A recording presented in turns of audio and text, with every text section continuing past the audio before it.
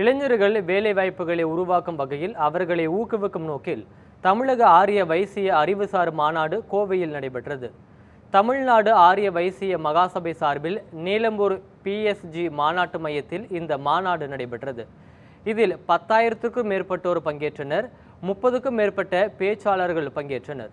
4 அறிவுசார் அரங்குகள் உள்ளிட்ட பல்வேறு அரங்குகள் மற்றும் வர்த்தக வாய்ப்புகளுக்கான கண்காட்சியும் மாநாட்டில் இடம்பெற்றது. தொழில் முனைவு, தொழில்நுட்பம், உற்பத்தி துறை, நிதி, தலைமைத்துவம், புத்தாக்கம், அறிவியல், தேசிய பாதுகாப்பு உள்ளிட்ட பல்வேறு துறைகள் குறித்து கருத்தரங்கு, கலந்துரையாடல் மற்றும் பயிலரங்கு நடைபெற்றது. இந்த மாநாட்டிற்கான கருத்து குறித்து 120 நாள்கள் விழிப்புணர்வு பயணத்தின் மூலம் உருவானதாக திட்ட தலைவர் சுரபி கார்த்திக் தெரிவித்தார். Should be made by business people.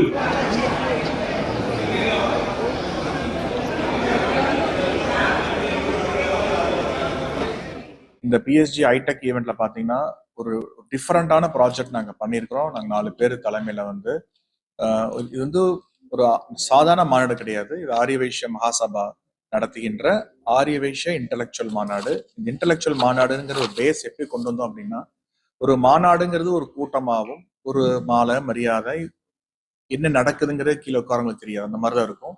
வரவங்களுக்கு என்ன வேல்யூ அடிஷன் இருக்கும் தெரியாது, என்ன பர்பஸ் இருக்குன்னு தெரியாது. ஸோ நாங்க டிசைட் பண்ணது இந்த இன்டெலெக்சுவல் மாநாடுங்கிறது ஒரு வேல்யூ அடிஷனா இருக்கணும். ஒரு ஈக்குவாலிட்டிங்கிறது கொண்டு வரது கஷ்டம், ஆனா எல்லா மக்களுக்குமே ஒரு வேல்யூ அடிஷன் தரணும். ஸோ சமநிலைமையா கொண்டு வரணும். நம்ம ஆரிய வைசிய மக்கள் பாத்தீங்கன்னா பெரியவங்களாகட்டும் வளர்ந்துட்டு இருக்கிறவங்க ஆகட்டும் எல்லாமே சமநிலைமையா ஒரே ரூம்ல ஒரே ஒரு அமர்ல உட்கார்ந்து நம்ம ஒரு விஷயங்கள் பேசுறோம் தான் நம்ம ஆசைப்பட்டோம். இன்னைக்கு பாத்தீங்கன்னா நம்ம PSG ஐடெக்ல கிட்டத்தட்ட 7,500 பேர் ரெஜிஸ்டர் ஆயிருக்காங்க. இந்த ஈவெண்டோட முக்கியமான ஒரு இன்டென்ஷன் என்னன்னா, எந்த விஷயம் செஞ்சாலும் அதுக்கு ஒரு வேலிடேஷன் இருக்கணும். ஒரு மீட்டிங் போனோம் அப்படின்னா ஒரு டேக் அவே இருக்கணும். அதுதான் ரொம்ப இம்பார்ட்டன்ட்.